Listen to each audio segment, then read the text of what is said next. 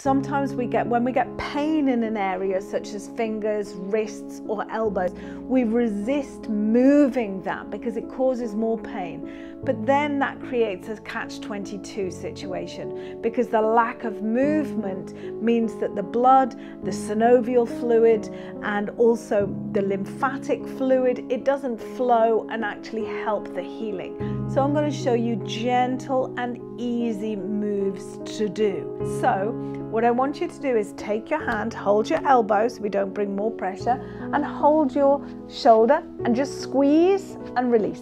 Squeeze and release.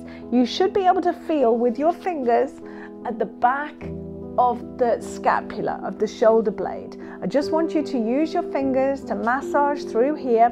This is the triple heater, small intestine and gallbladder meridian we're working here. So squeeze, release, squeeze, release, squeeze, release. Let's do that the other side.